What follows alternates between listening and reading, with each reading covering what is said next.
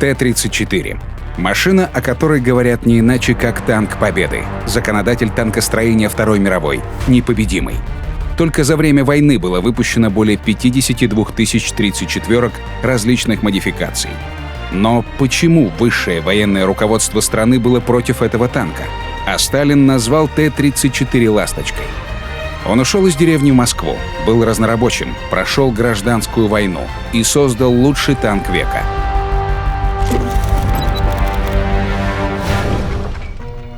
Михаил Кошкин родился в селе Брончаги Ярославской губернии в семье бедных крестьян. Ему было всего 6 лет, когда отец погиб от несчастного случая. Мать батрачила, ей не хватало ни сил, ни средств на семью. И, окончив 3 класса церковно-приходской школы, Миша Кошкин на последние деньги отправился на поезде в Москву, к дальнему родственнику по отцовской линии. С собой лишь пара вещей и записка с адресом дяди Никифора.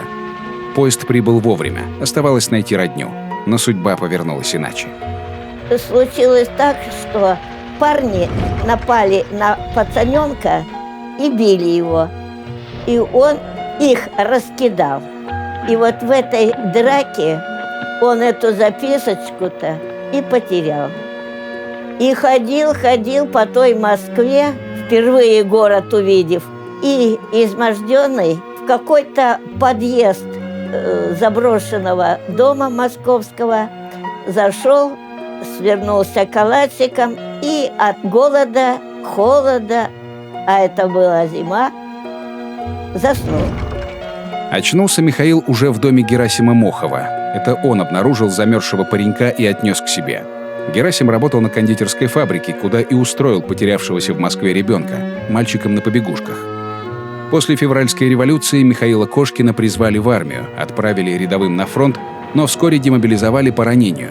Оправившись, весной 1918-го он вступает в Красную армию и более 2 лет сражается против белогвардейцев.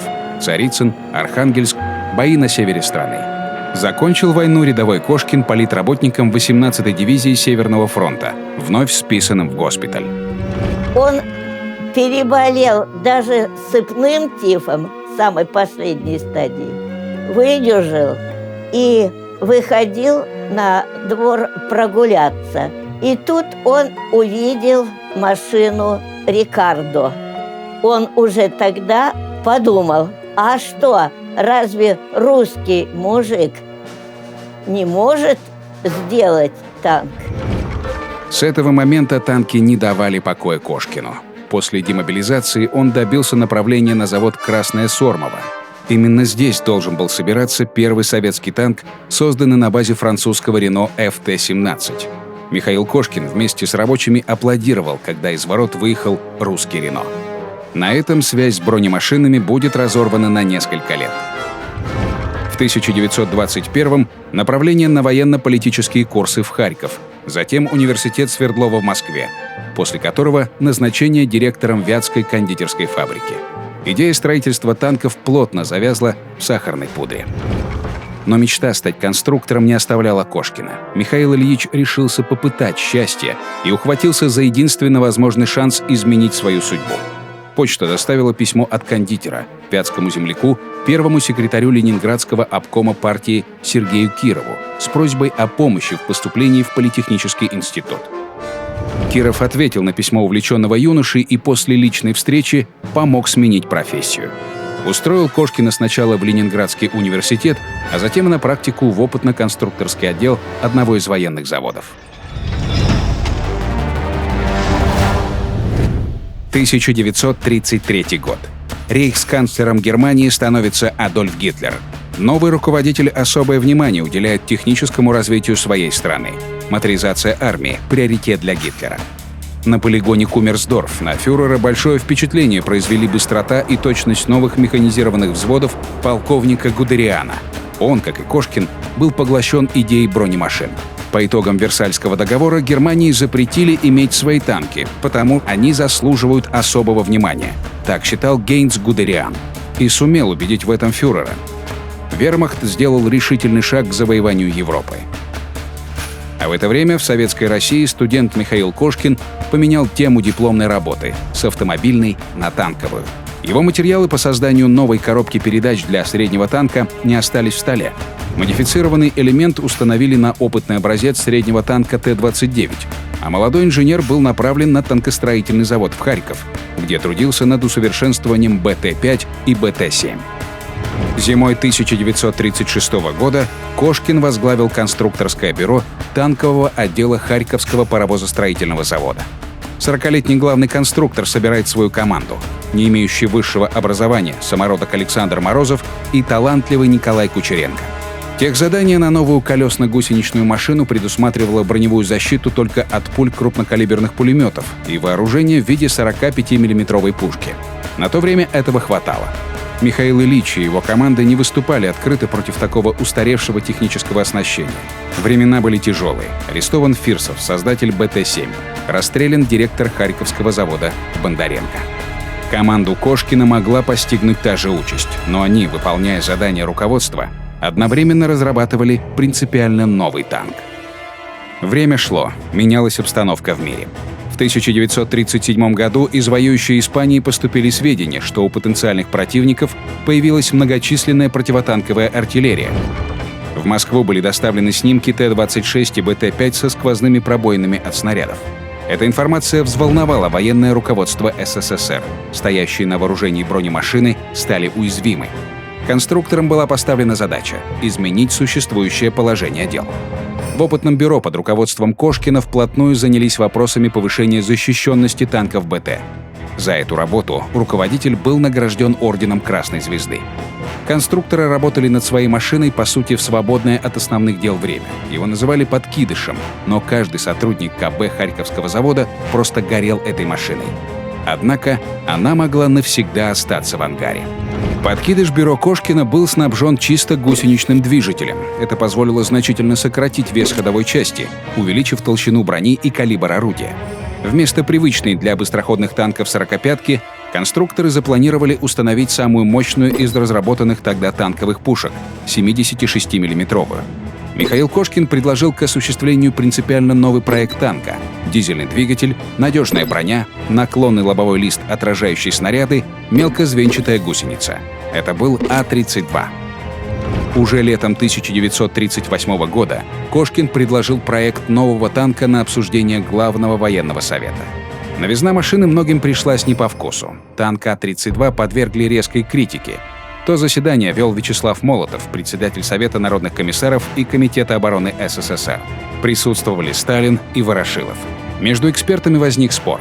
А-32 презрительно называют «калошами на ботинках». Неизвестно, куда бы двинулось дальше танкостроение, если бы Сталин не любил неожиданные повороты. Он предлагает работать над двумя танками одновременно.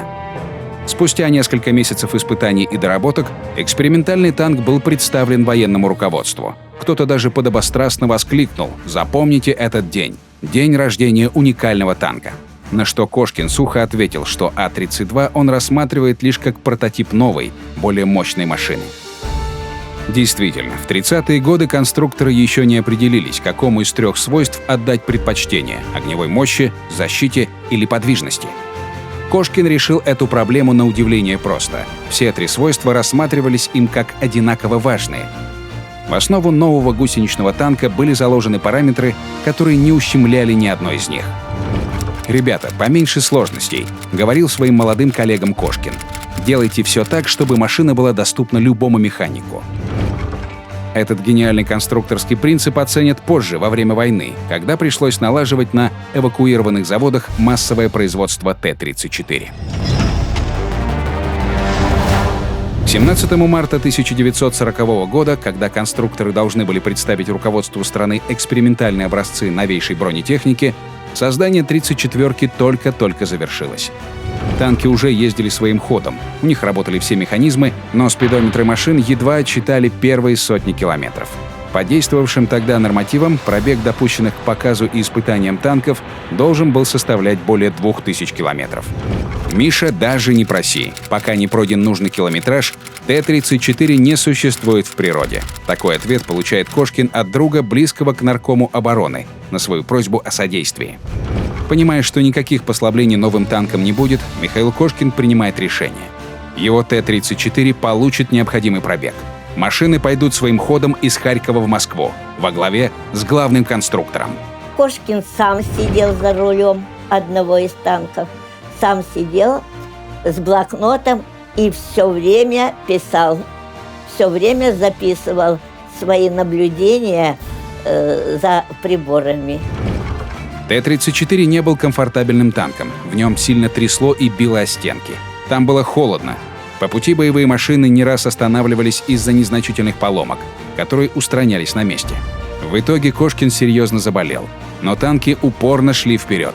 Конструктор словно ощущал дыхание приближающейся войны.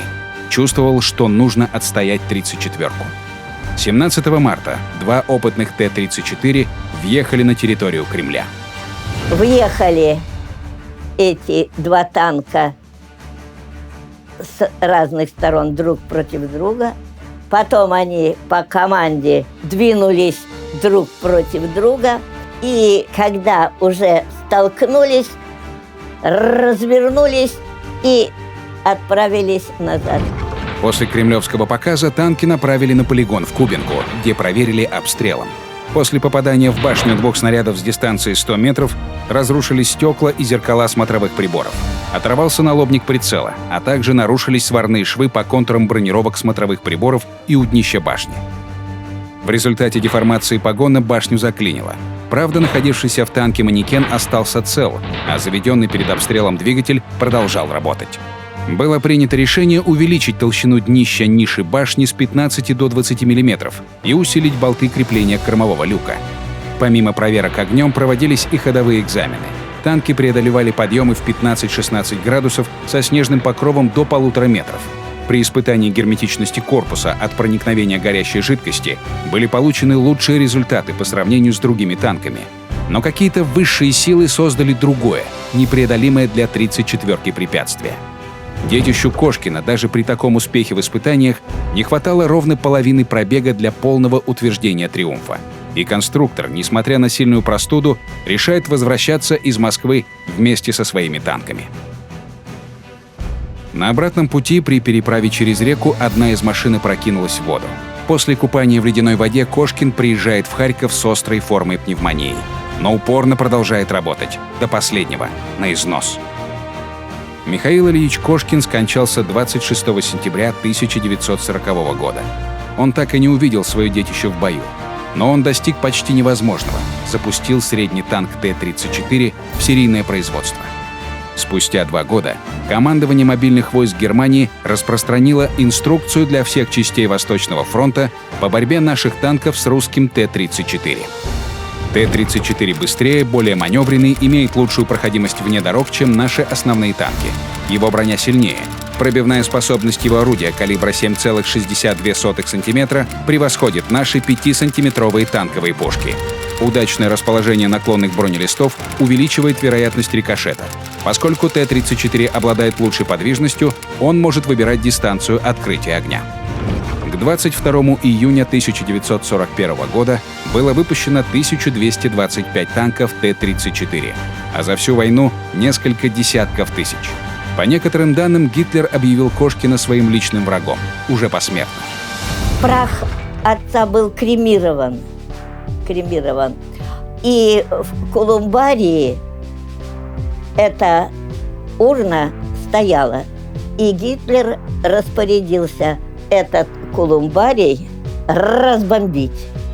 И он тогда еще сказал: если бы я знал, что в России создан каким-то там кондитером такой танк, я бы войну не начал. Немцы, бомбящие усыпальницу конструктора, будто предвидели свои будущие поражения. Впрочем, спасти их это уже не могло. Михаил Кошкин со своей 34-кой выиграл свой бой.